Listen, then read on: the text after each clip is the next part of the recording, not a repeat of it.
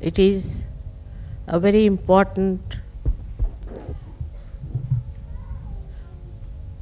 Guru Puja today because we have completed 25 years of Guru Puja.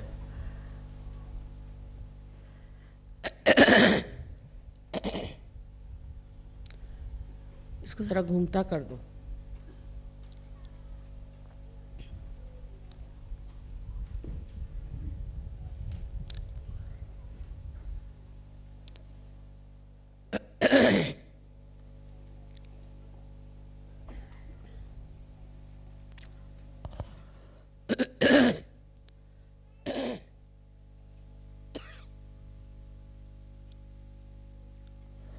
Also, it is extremely beautiful to see so many Sahajyogis who are really have become very great. It's a question of understanding what Sahajyoga is. It's a very unique discovery I feel now that people who were seeking the truth have found it and have now got it absolutely on their central nervous system. Yes, in some places it's difficult to explain how it has happened, how it has worked out, and how in these 25 years we have been able to achieve this expansion of Sahajyoga.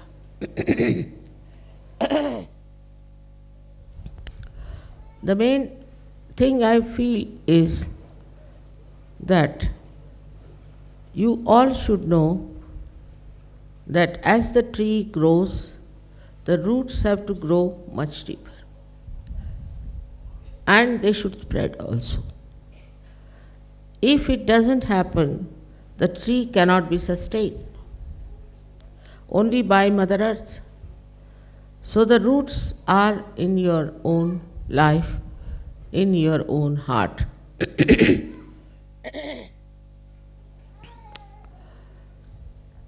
When we say we have become our own Guru, we should really try to find out with our introspection, are we our Guru or not? Because before this, your mind was on one side and your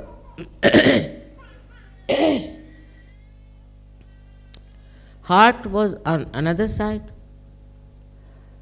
and your attention was in another dimension. So these three things were creating confusion within you.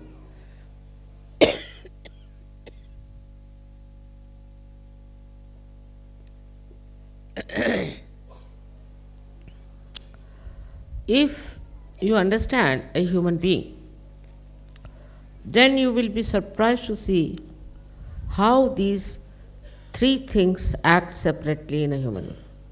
And sometimes they fight also. First is your intellect and your mind. Second is your heart, your feelings, your emotions.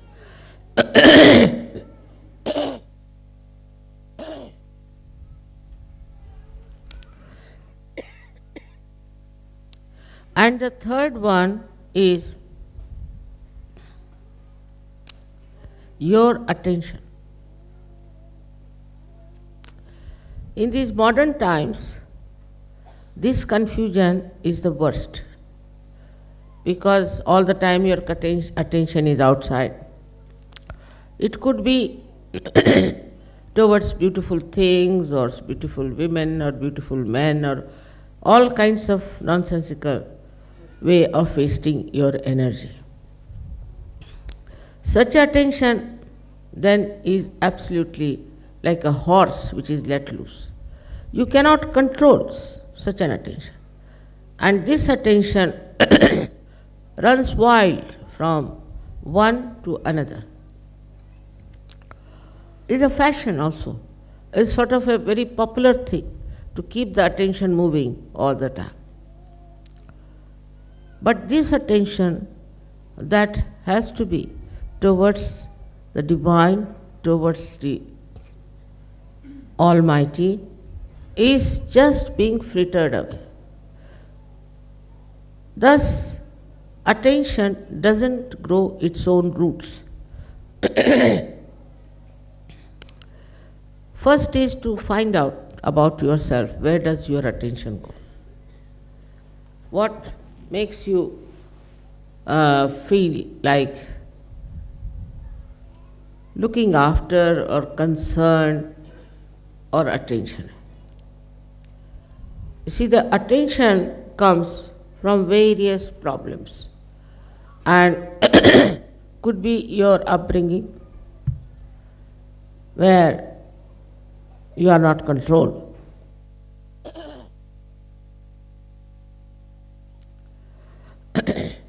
Could be your education, could be your atmosphere in which you live, or could be your own ego or your conditioning. पानी बहुत ठंडा है शायद इस वजह से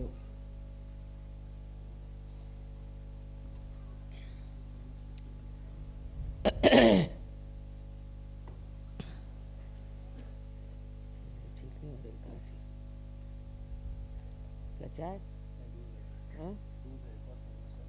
डाल दो इसमें पी लूँगा गर्म हो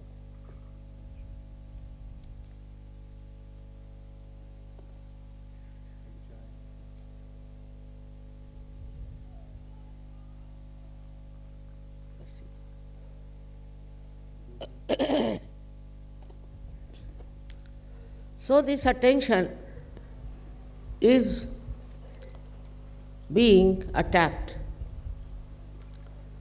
by all these outside energies or negative forces, and it gets entangled. Like a river flowing straight into the ocean can get lost in a barren place. In the same way, this attention, which has to go towards the divine, gets frittered away and is punished. This weak attention cannot take you towards the divine. Ultimately, you find that all this attention is being completely absorbed or frittered away by the nonsense that's going on. Unfortunately or fortunately, you are born in these modern times. And in these modern times, as you know, it's a very chaotic condition. In these chaotic conditions, you don't know what is right and what is wrong. And there are all kinds of attractions which can take away your attention and reduce the energy of your attention. It is possible more for the people who are very right-sided. Also, the left-sided people can be very much affected. Right-sided people, as you know, go up to a point and become extremely dry, self-opinionated, and aggressive. All their attention is in aggression. While the people who are on the left side are indulging too much into their own whims and their desires and their own temptations. Both sides can fritter away your attention, which is the most important. It is the most valuable thing is your attention. But the attention cannot be controlled. by a person who doesn't have a weak mind or a weak heart. Now supposing you take somebody who is a very intelligent person. The intelligent person puts all his attention in capturing the attention of others. I don't know why, but it's a kind of a paradox. The person who himself is having such a lot of aggressiveness and all that, tries to be very sweet, tries to be very nice with people, just to keep good relations, or we can say the good behavior towards people, so that they pay attention to that person. This is a very subtle thing. They are not even aware about it, that we do such a thing just to make others pay attention to us. That is how we have seen that in these modern times, so many stupid things people do just to attract the attention of others. Most of the facts that had come up in modern times are just to make something stupid so that people should pay attention to them. Of course, the Sahajyogis are not like that. But I am just pointing it out, how in the modern times you have to be very careful that you should not try to attract the attention of others. Instead of that, what you have to do is to pay attention to others in a very subtle way, not with any expectation that if you are paying attention to somebody, that person should pay attention to you. It's a very big struggle I have seen in Sahajyoga also, that people try to say, become very popular or become very outstanding or something of a very great qualities to show off that they are something better than others. A person who is really in connection with the divine is least bothered about how people pay attention to that person, but automatically the attention of such a person is on others, which is very, very subtle, very subtle. You cannot make out that the attention of such a person is on you, but it works, and it works beautifully. We have to understand that we have now come to the realm of the divinity. We are in the kingdom of God, and we are divine people. We are very powerful people. But if we fritter away our attention, we become very, very weak people. It's easy to feel that we are Sahajyogis, we have done so much of realization of others, or we have helped so many people. All this consciousness, if it comes within you, then know that you are still not fully developed Sahajyoga. There should be no consciousness of what you are doing or what you are committing. There is no need to boast about it. There is no need to advertise it. Whatever you are is already can be seen by everyone. But even that desire is not needed, because you are doing just for the satisfaction of your spirit. So then when we come to our heart, in the heart resides the spirit, as you know very well. Now when it is the heart which has to work over your brain, and which can work, what becomes of you is nothing but you become a source of love and compassion. A source, I am saying. You do not assert on others. You do not say that I have done so much for you, and what are you doing to me? What is this that I should have so much expressed in so many ways, and here you are forgetting me and not doing anything for me. So the expectation of reward, if it is there, then you must know it's your mind which is giving you these ideas and is working it out.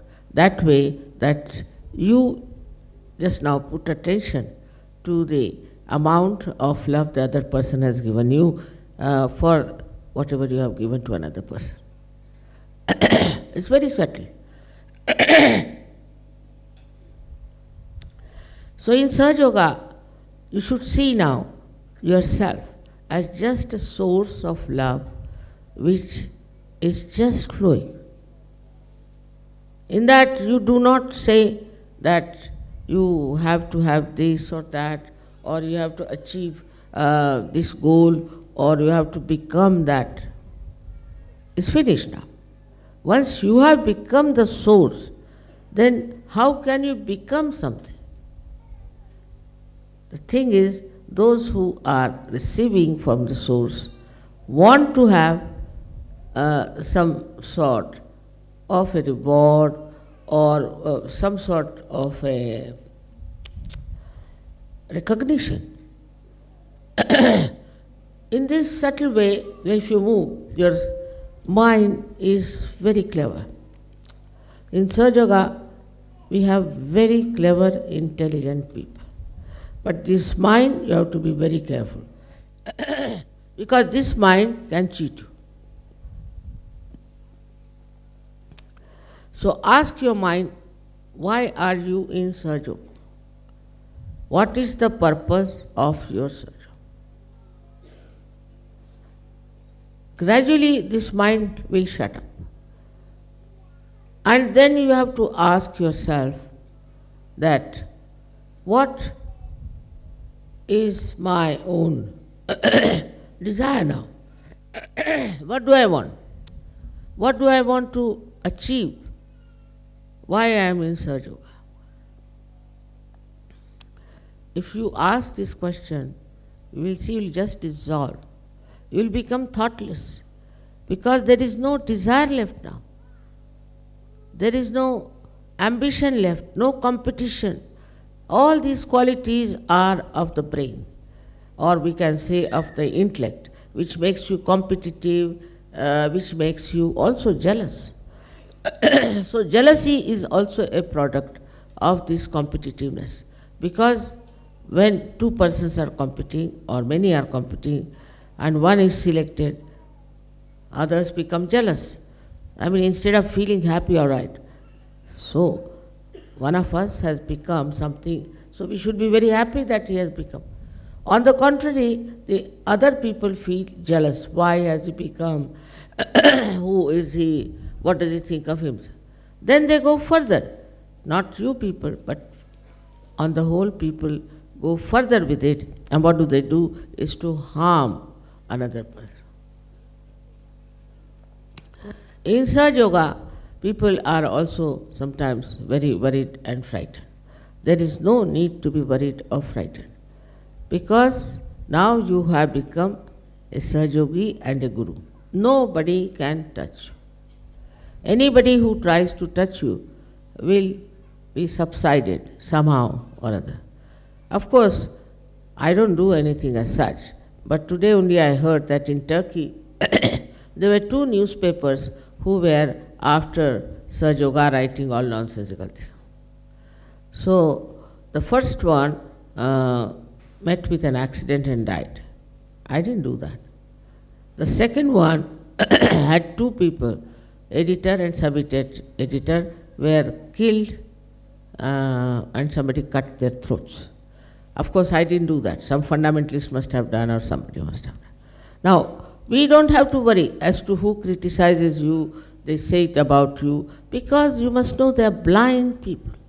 They are absolutely blind. They are not matured as far as the wisdom is concerned. For them to understand Sahajyoga is not possible.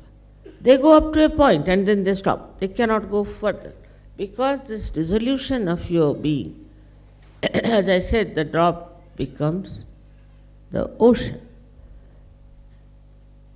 is difficult, especially in the West, where there are so many ideas of their own identifications and of their own personalities. Now, it is quite again a paradox that we don't want people to dress up indecently or we don't want people to behave indecently. Decency is a very big part of Sahajyoga. So one can ask that, Mother, when you say you have to completely dissolve, then why should we have this dignity? Why should we worry about having a dignity? It's quite all right. This question is all right. The answer is like this. Supposing you put a drop of some filth in the ocean, then the ocean can become dirty. If you put some poison, then the whole ocean can become poisonous.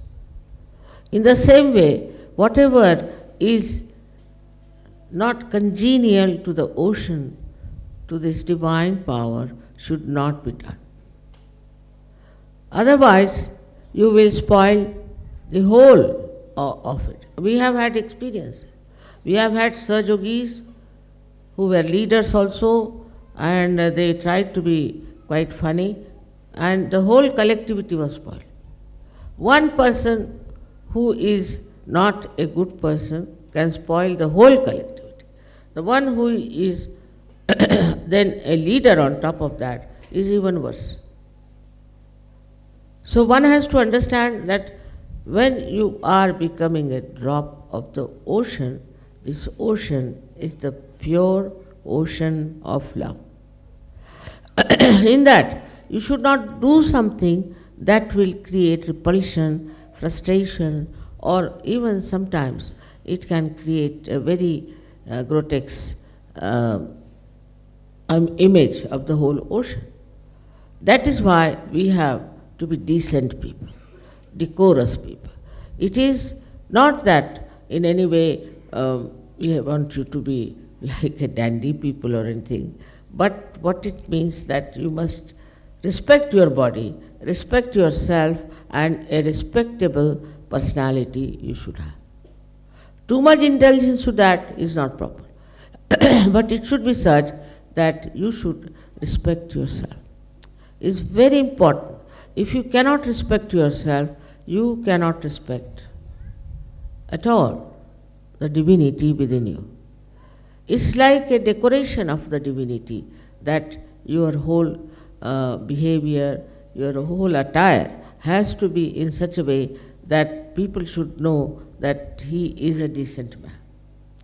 Indecent things have come out and have become now a everyday fashion. And they go on coming one after another because of the entrepreneurs. And we are playing into the hands of entrepreneurs. But if you know what dress you have to wear and what is good for you, once for all you have to decide. Now the attention should not be also wasted in that today I'll wear this kind of a sari, tomorrow I'll wear that kind of a dress, third day, because that also spoils the attention. But if it is a decent thing, it's perfectly all right, and that will really make you feel dignified within yourself. In modern times, as the people are, I don't think they have much respect for themselves. You see very highly posted people, highly placed people doing all kinds of nonsensical things like cheating, like having relations with people who are of dishonorable position. All this is happening. If you see in the newspaper, you are shocked how these people at the helm of affairs could be like this, because they are still not mature enough to know where are they, what is their position, how they have to be. If you are mature enough, then you will understand that, say, I am a housewife, I am such a minister, I am prime minister, how I should be. That all that achievement they have outside remains outside, doesn't go inside. But for a Sahajyogi, it should be absorbed within. It has to be absorbed within so that the attention is not wasted too much. The another part which one has to see is the heart. Some people are saying, Mother, if our heart is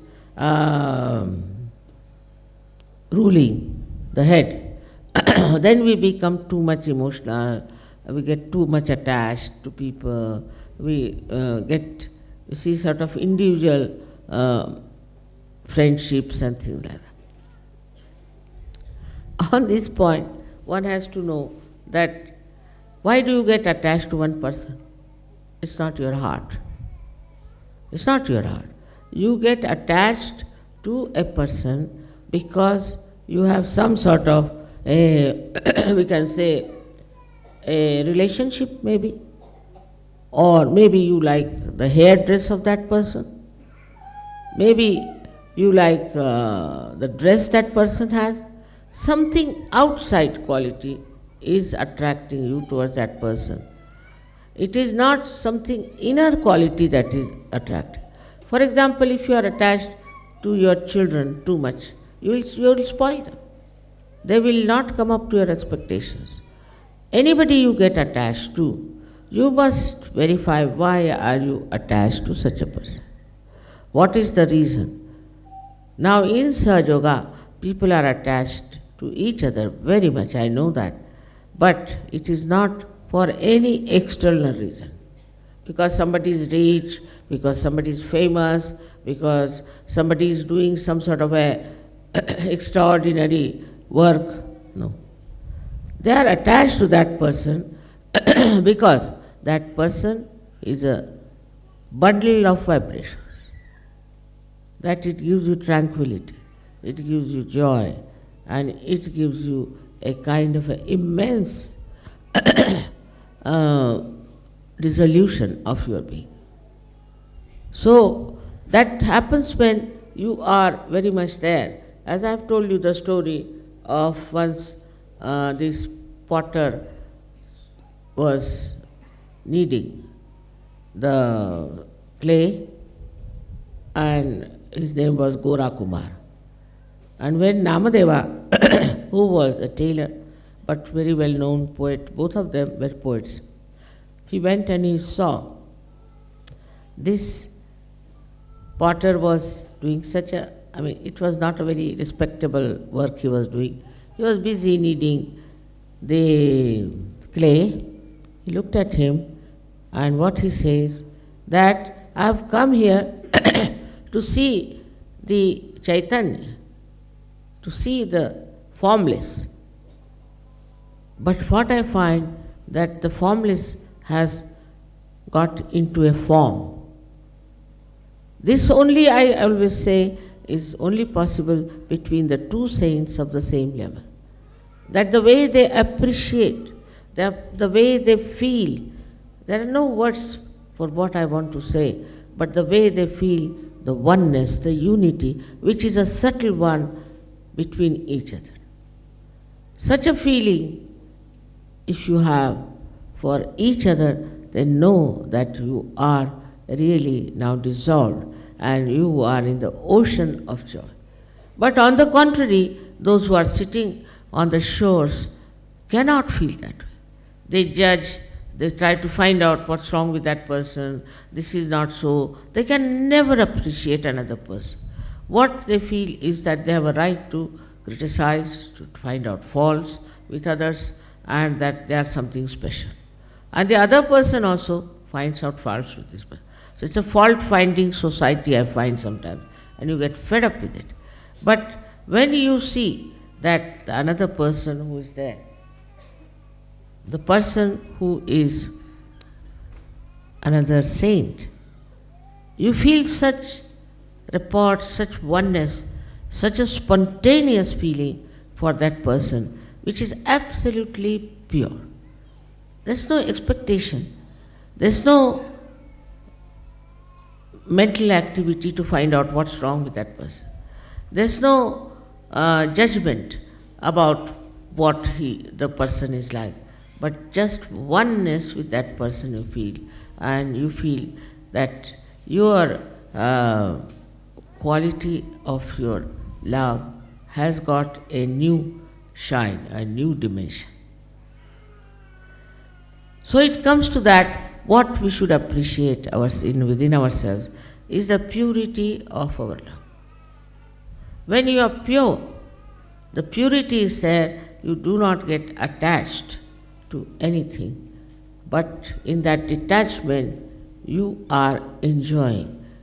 In attachment you cannot enjoy, because in that you are bothered more about the superficial relationship with the other person. Now in a wider way, if you see Sahajyoga, you are all very important people. Extremely important. Because in the history of spirituality, there were not so many saints sitting together. Never can you see so many people from so many countries thinking about divinity and morality. It is impossible to get so many people together on any point whatsoever who are feeling the oneness,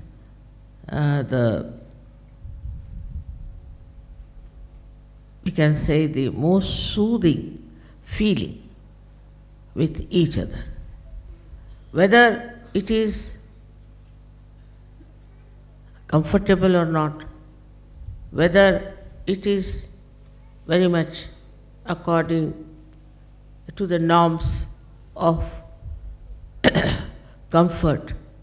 People who are saints are absolutely happy with other saints and other saintly people. They rush to people who are saints. Once it happened to me when I was in Kolhapur, that they told me there is a saint who talks about it. So where is he? They said he lives up there and it will take at least 3 hours for you to climb up. He only lives there, he doesn't come out. I said, all right, I would like to go and see him. So I was walking and it started raining. So they said, Mother, you never go to anybody like that. Why are you going to him? I said, no, just I want to go up and see him. Now this fellow, they said, had a control over rain. But it was raining very heavily. And when I climbed up, I saw him sitting down and going on like this with great anger.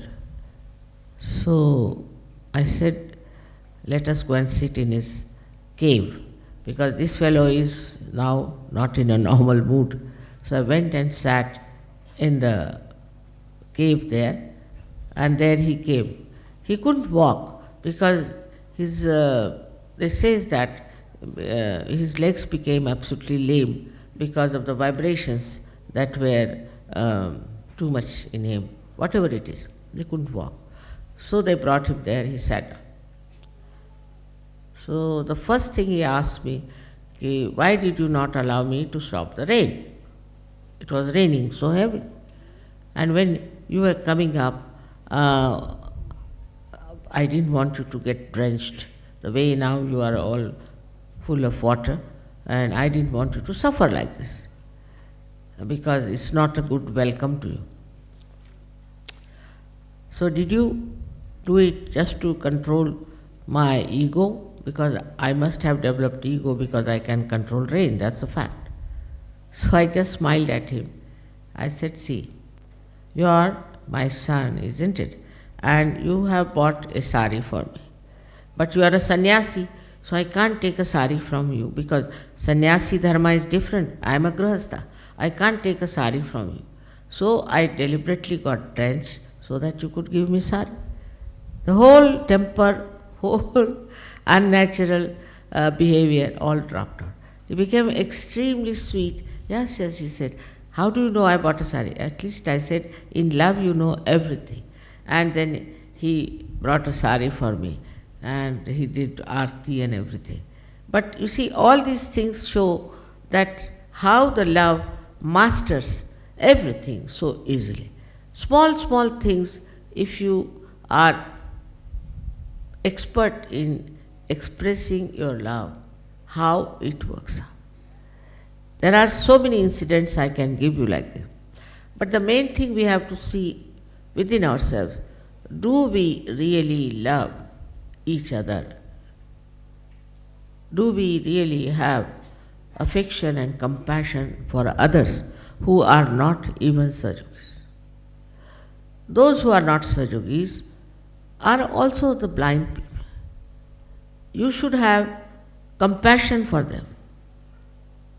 You should feel that these people are so unhappy and they cannot come to Sahajyoga and they cannot become Sahajyogis, and only in their ego they are satisfied. So you must have real compassion for them. If you have this compassion, you might be told by people that why you are wasting your energy, you are doing this, you are doing that. The compassion is actually unites all these things within ourselves. That's the uniting factor. First is your attention. First, which is very, very important, I think. And the second one is your intellect, or you can say your mind. And the third one is your heart. They all get somehow or other united together. Once you have this capacity to have compassion, you don't quarrel with anyone. You don't have to think about it. You just feel absolutely at home when you are compassionate, and with this compassion you are having relations with others. Now this compassion is not studied out or worked out or maneuvered. It is just there. It is there. In that compassion, it forgives, it forgets all nonsensical things. The forgiveness is only possible if you have this compassion within you. Now even there are Sahajyogis who asked me, Mother, how can we have love and compassion? I mean, this is a question which many have asked me.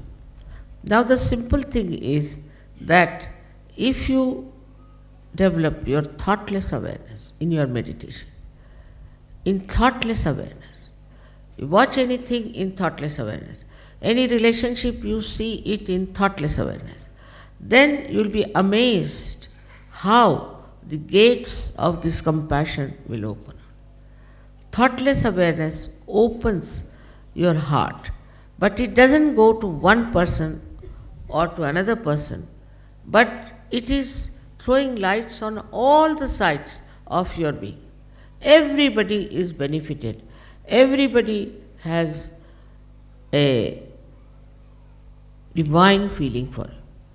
Because this compassion is not linear, nor is it aggressive, but it just flows and smooths and soothes everything that is chaotic, that is troublesome, and that is painful.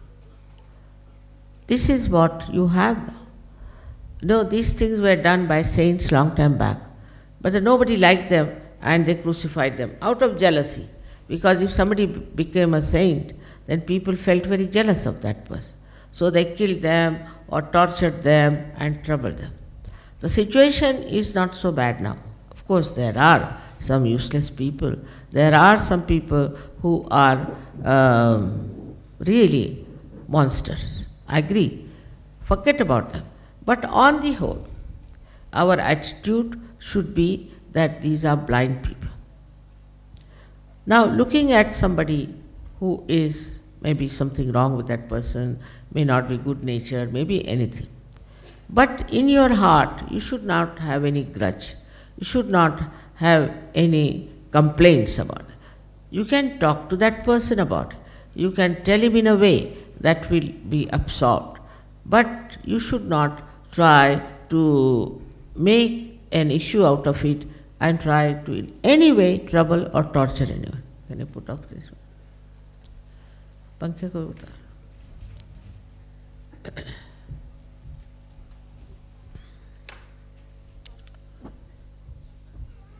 You have seen already in Sahajyoga those people who came and were troublesome and were not of any worth for us just dropped out by themselves.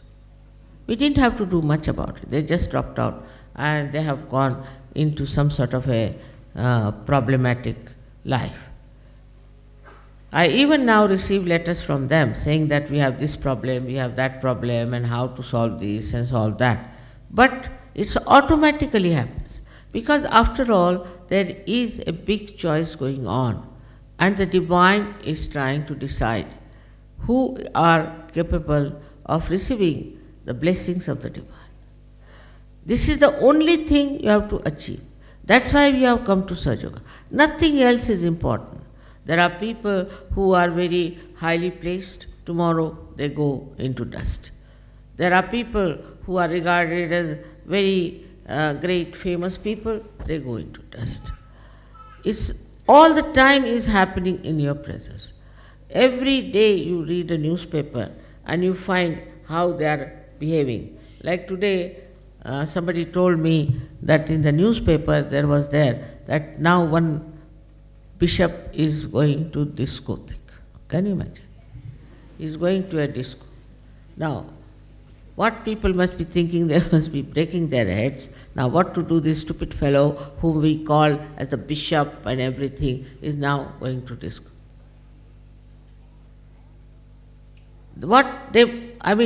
Whatever he had respect, maybe it is artificial, but it's all lost, finished.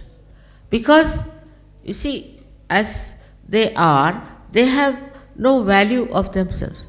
They just live with their ego. I'm such a big man, I'm this, that, I'm a bishop. They walk in a different way, they talk in a different way. And suddenly, how they go down? Now, what was the need for this old Johnny to go to the discotheque? I can't understand. So, because of this kind of life that he is leading, thinking no end of himself, he could never see that one day I will go down like that.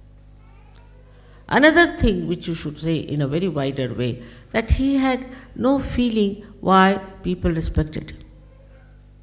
He never knew why people had respect for him. Or he was not conscious of it. At least he would have preserved that. He did not. Why should he go to a place about which he has been always denouncing and saying that these are bad places, one should not go there? So, in your case, you have to be conscious that you are Sahajyogis. If you become the ocean, doesn't mean that your consciousness has vanished, but it has enlarged. You have got the consciousness of the ocean. You are not the one who has become like a mesmerized person or a person who has no connection with oneself. On the contrary, you are connected with yourself much more than you were before. So when you become the ocean, you don't lose your personality, but you expand your personality. You become a greater person. And this is happening in Sahajyoga. I am noticing many people are developing that kind of a personality. And they are expressing it and manifesting it. It gives me great joy to see in my lifetime, I could see such people who are doing this kind of thing. So whenever you are doing something, whatever is your enterprise, whatever your lifestyle, whatever it is, that's all outside. One should not lose your attention which is towards God Almighty. If that is lost, you are lost. There's a very nice poem Namadeva has written about that there was a boy who was flying a kite, and the kite was floating. And this boy was looking after the kite, and while he was talking to everybody else, but his attention was on the kite. Then it goes further. He says that a lady is having the little child on her body, on the waist, and she is cleaning the house. She is cleaning with a little broom. She has to move from here to there, and after that cleaning, she has to do other work also. But the child is here. So her attention is on the child, that he should not fall down, something should not happen. Though she is doing all kinds of work, everything, her attention is on the child, in the same way your attention should be on your divine power of kundalini. This third one, he is described that there are many ladies who are taking water from a river. Sometimes they have 3 pitchers on their heads and walking. And when they are walking, they are talking to each other, telling stories about each other and anything, but their attention was on the pitchers which are on their head. In the same way, whatever we are doing, our attention should be on our kundalini. We should find out what are we doing. As it is, we have the light, but you must take light into every corner of your life, every aspect of your thinking, every kind of an effort you make. And you will be amazed if you really watch your attention, you will really know what you are doing. It's the attention to be watched so much that ultimately you will be surprised that the attention is no more frittering away. Without the attention, you cannot work out Sahajyoga. This is the main problem of Sahajyoga, is that your attention has to be towards God Almighty.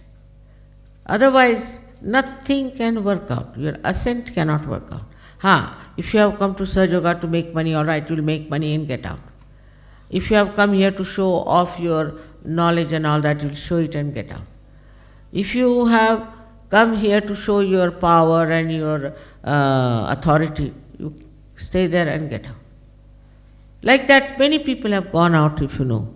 And this is what is to be really taken care of, that you don't try to use Sahajyoga for all these stupid things which are not permanent, which are not eternal. Sahajyoga is to be used just for cleansing yourself, for becoming the ocean of love. Now, many people also feel that love is rather difficult because you can be harmed by others or somebody can take advantage of you. The main thing about love is, if it is not a pure love, then it creates problems.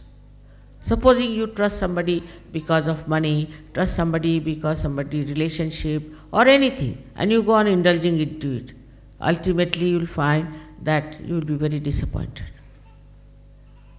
Very disappointed.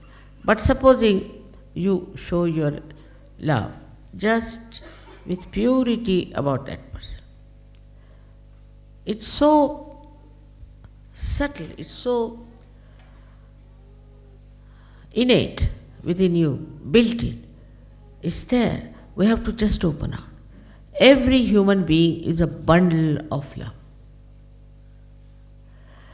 And when he is afraid of others, especially the West, there are so many ideas they have created that you are afraid of this kind of love and that kind of love, and you see the way the perversion and all nonsense is there. But in pure love, there is a kind of a beautiful light which protects you, which guides you, and which enlightens your life completely.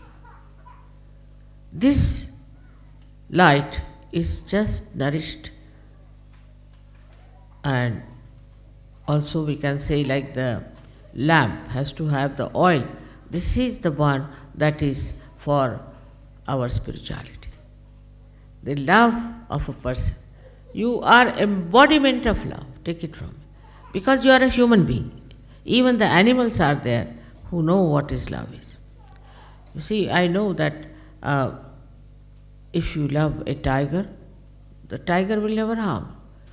If you love a snake, it will never harm. If you try to love anybody who is very cruel and very bad, gradually he will come down.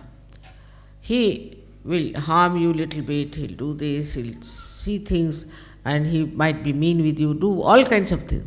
But then gradually you find your love works. and works and works, and ultimately it is your love which is important to that person. Now, your love is really firstly appreciated more by innocent people like children. Children know what love is. If the children see you and they run away, that means something wrong with you. I've seen people, like once we were in Japan, and there were two foreigners who were there, ladies who were dressed up, I don't know from which hairdresser they had dressed up themselves, and were very much overly decorated. And they came with us. And we climbed up a place to see something, and when we came down, there were some children standing there. They had gone before us. So they said, "Where are those witches?" I said, "Which went with you?" I said, "What do you mean?" "They came, we were frightened. We ran away to our houses. Now we have come to tell you they are witches." The small little Japanese children, they are witches, they are witches. Be afraid of them. And they had decorated themselves so much they were dressed up. They have tried to make such a beautiful show of themselves, but for the children, they were witches. And they ran away. And when we came, they came running and telling us, "Don't be with them, they are witches."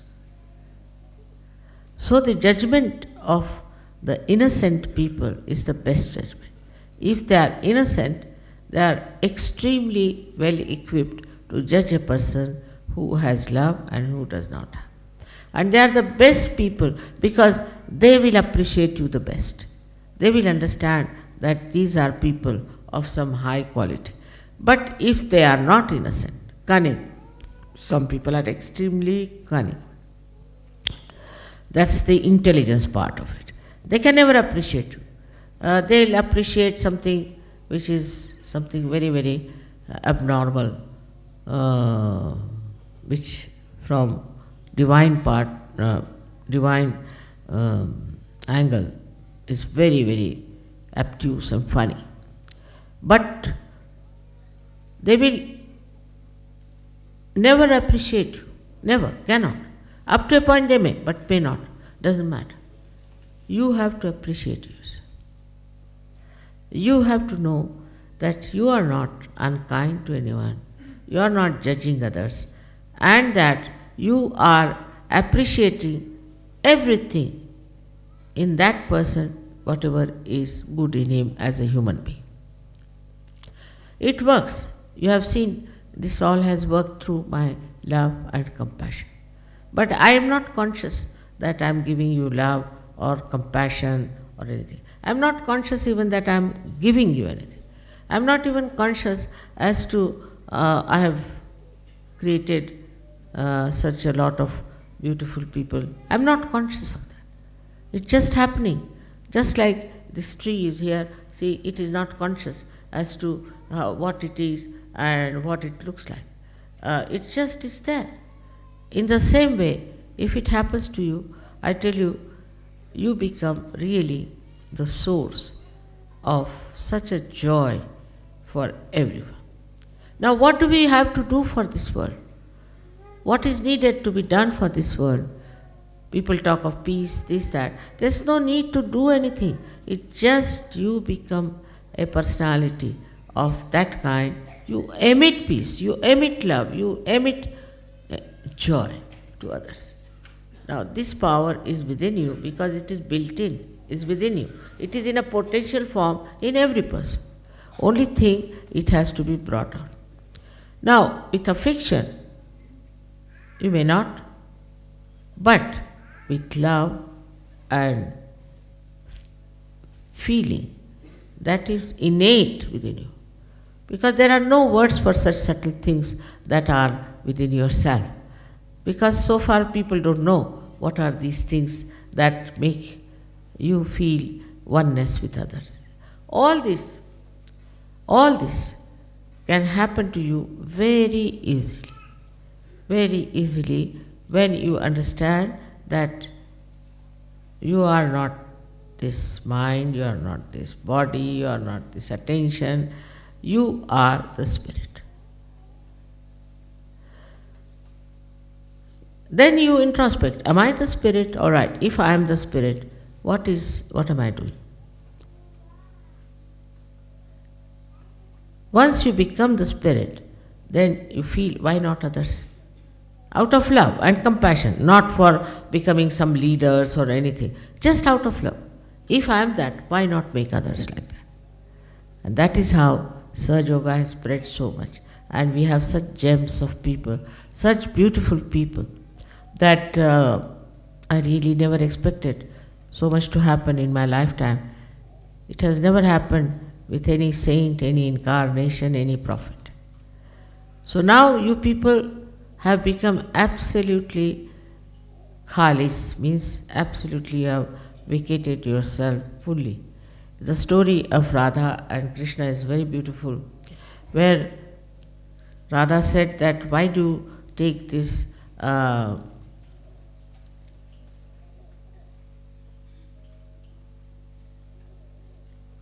मुरली को अंग्रेजी शब्द नहीं आ रहा, flute to your throat. Why do you take this? Because Murli is such a sweet thing. Flute is not so sweet. But why do you take this flute to your lips? After all, she must have been jealous, I think so. So it's a story, just a story. So he said, why not go and ask the flute? So flute, she went and asked, why Sri Krishna takes you to his lips all the time? So she said, you know, I have become completely hollow. There's nothing in me. He puts me to his lips, and people say that I am playing the tune. It's he who is playing the tune. Where am I? I am not there. I am just enjoying the same tune which is passing through me. That is the expression. But then Radha told Sri Krishna, why don't you make the same way as the flute? So this is what you have to be, the flute. Means you have to be hollow within yourself. All these little things, which come into your life are not important. What is important is, have you become completely hollow? This is where I would say introspection will help. The one who makes the flute is also within you. So let there be a flute made out of you by yourself. This is the way you make yourself what you have to become. In Gita, Sri Krishna has said, Atmanne Atmane Shtushta. Means the spirit gets satisfied by itself. Isn't it very difficult thing to understand? How can the spirit be satisfied by itself? But now you can understand what Sri Krishna said, that your own spirit becomes satisfied with itself. Then it doesn't require any other satisfaction. You seek the comfort of your spirit, you seek the joy of your spirit, you seek the beauty of your spirit. You don't even seek, but it is in itself is filled with that joy of the spirit. And it only can be satisfied by itself. There are many people who say, I am not satisfied. You see, this I am not very much satisfied. It's not that I am satisfied. In the same way, the spirit can say, I am not satisfied. But the spirit can be satisfied with spirit only. It's like the reflection in the mirror. When you look at the mirror, you see there your own reflection. Now, if the mirror is not all right, I will say, I am not satisfied with what reflection we are getting out of this mirror. So you will change the mirror, you will bring the better mirror, you will try to get a better picture of yourself. In the same way, the spirit which is reflected within you wants to see its own image. And then what you do is you go on somehow or other changing, cleaning, making it all right through your meditation. so that your spirit is satisfied with the spirit. Sri Krishna wrote Gita in such an ambiguous manner because he was very clever. He knew human beings cannot take things straight, so tell them this way, that way, so that they'll run around and then ultimately they'll come to truth. But truth is very simple. Truth is extremely simple.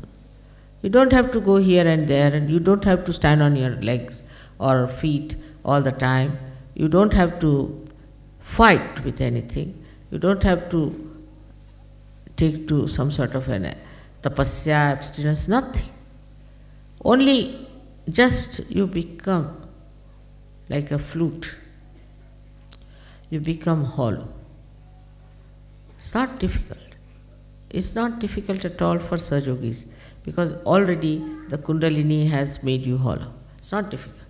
But still, I find people deviate, their attention goes here and there. So many people have told me how their problems were solved without doing anything about it. I said, what did you do? No, mother, we just put it at your lotus feet. I said, really? Yes, that's all. Or we were just looking at the problem, what the problem is. We are standing outside and looking at the problem, and the problem got solved. Even the most difficult problems that you think can be solved very easily. Because you have powers. Your powers are great. You are saints, but more than saints. Much more than saints because you are born at such a volatile times. Like supposing you have a light, in darkness you are finding something, you bump into that and bump into that. But supposing this is a place full of gas. You bring one light, the whole thing becomes enlightened. Like that you have powers. But you must get out of this nonsense of me, my and mine. I don't know how to say you get out. It's not like a swimming pool that you jump into it and get out. It's not like that. It is another kind of a very subtle understanding that our roots have to grow. And for growing our roots, we have to go within ourselves and find out within ourselves what is the area we are occupying, in what areas in our lifestyle we are taking these roots inside. Also, Sri Krishna has said that the tree of life has the roots in the brain and grows downward. It's very interesting to understand that the roots are growing in the brain. That means your own intellect is just covered with compassion. It's just being absolutely one with compassion. I had told you a story about a saint who was to take to the water for the deity in Gujarat, and he walked 1 month to go there with a pitcher of water. And there because it was a very high mountain on which this deity was, and he reached at the foothill. There he found a little donkey dying of thirst. So he poured all the water for that donkey. So those who were with him, they asked, what are you doing? You brought it all the way, and why are you putting it for this donkey? He said, you don't know, the God has come all the way down just to meet me here. He doesn't want me to climb up. This kind of a absolutely simple understanding of another's feelings and another's problems. You can solve them. You can sort them out. And the person will tell you that you sorted out my problem, but you will not know how you have solved. Because this love is the power. This love can see things. It is everything. It's like you see a television, all right, it's a television. If you see a telephone, it's a telephone. If you see anything you do with the power, is embodied inside this love. You need not have a telephone. I never telephone to anyone. Mostly I never telephone. I mean, if somebody forces me, then it's all right. I never telephone. But not to save the bill. But I do not telephone because there's no need. The whole subtle of the ether is at your feet. Just you want to do something, you can just do it just with the vibrations. Now many people say, Mother, cure this person, cure that person. There's no need. You all can cure, you are so many. You can cure anyone you want to. But you bring that person to me, it's not needed. Just you can cure anybody you feel. You can solve all their problems yourself. One little bandhan can solve it. But for that, you should be the source of love. Once you give a bandhan, this powerful love takes over. All right, I'll do the job. But for that, you have to be the master of this beautiful thing. Now, one thing is very different from other masteries. In other masteries, you see people try to dominate or to try to use it for destroying others. But the mastery of love is that you know how to build a rapport with the divine love. And this divine love is not only powerful, but it is such a efficient, I should say, such an alert instrument which works out everything in such a manner that you are amazed how things have worked out. And everybody has noticed it. I know you all know it, not that you don't know, but you don't use. You have to be on the vibratory awareness and use that.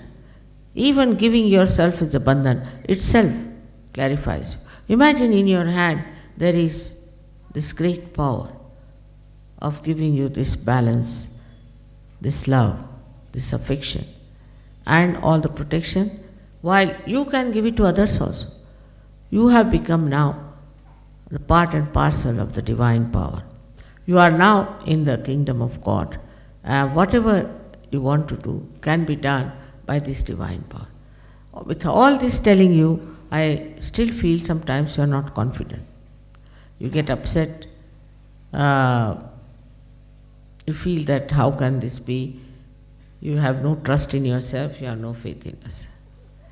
And also there are some people who feel they are neglected or something should have happened to them.